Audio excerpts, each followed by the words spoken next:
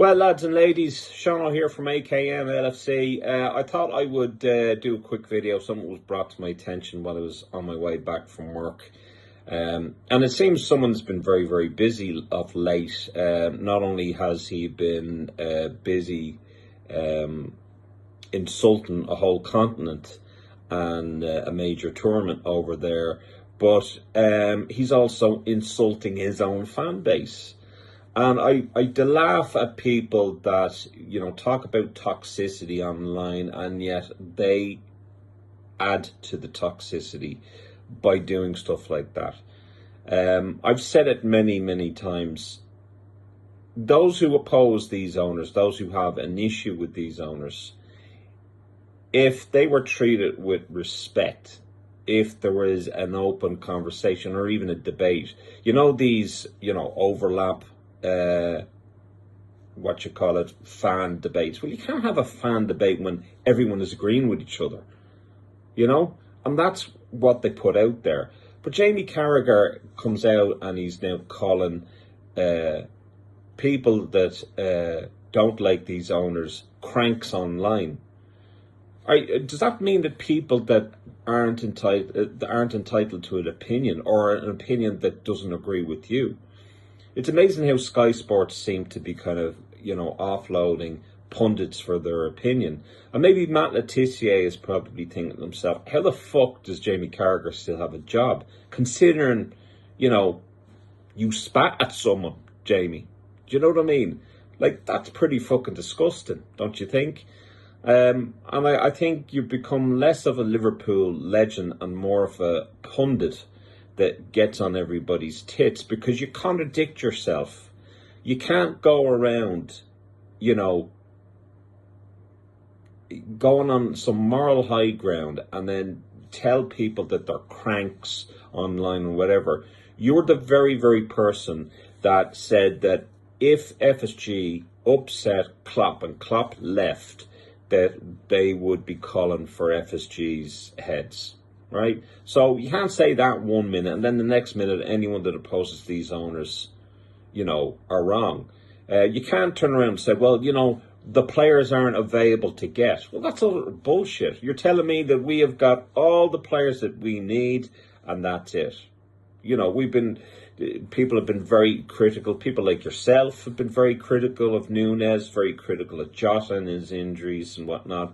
Very critical of certain players that aren't cutting it at Liverpool Football Club. And we're talking about offloading players. We're also talking about contracts that are still left in the air. And we're only a couple of months away from these players leaving on a free. Yet you have Ornstein saying, well, talks are ongoing and, we're probably going to lose Trent. So he's basically reiterating the same shite that we already know. Nothing has been dealt with. Nothing. And you're telling me that we should all just sit there and fucking take it. Now, it's not just you, Jamie. There's quite a lot of you that are doing it. And this is what leads to people believing that there are such a thing called toe-the-liners.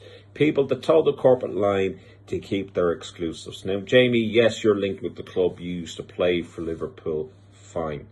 But you're a pundit now. And it just seems that you are towing the corporate line, whether it's with Sky Sports or whether it's with Liverpool and the owners. I don't know.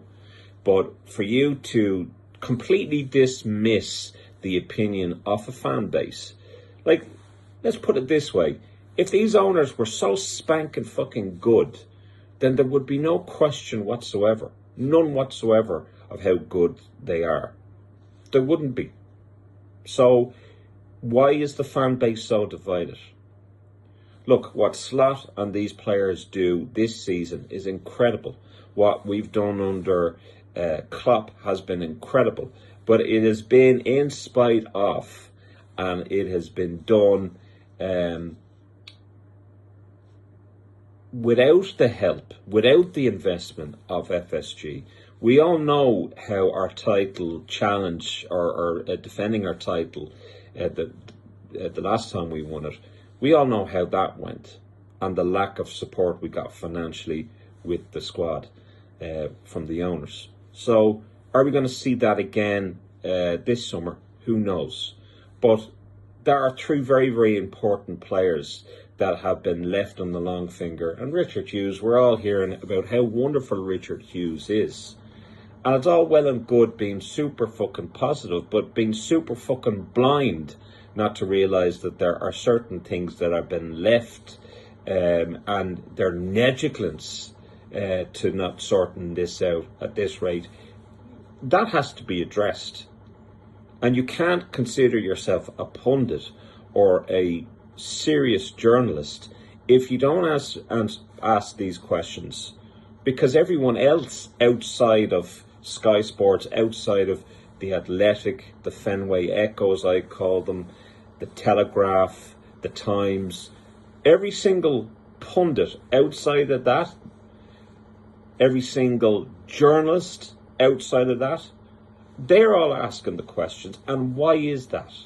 And that's not pie in the sky. That's not a conspiracy theory. They are absolute facts. Absolute facts. And the reason why they're not reported by any Liverpool sites or whatever is simply because they're not allowed to.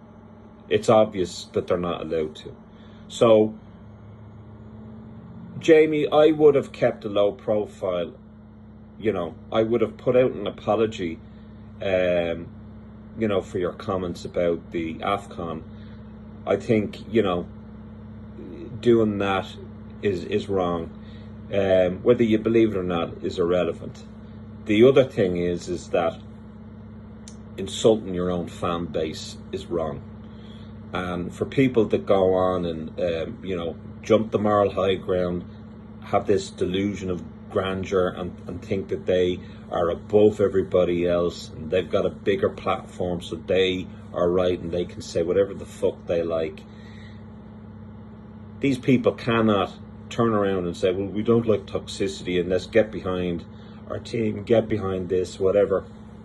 And then in the same sentence, in the same breath, say that anyone that wants an FSG out campaign are absolute virgins. It's wrong. It's wrong. So that is my take on it. Jamie, you need to realise that you used to play for Liverpool. You need to realise the fan base that supported you throughout your playing career. You need to realise that that fan base may have differences of opinion, and you may want to then have a bit of fucking respect for that fan base, because that's bang fucking out of order, and I don't mind saying it.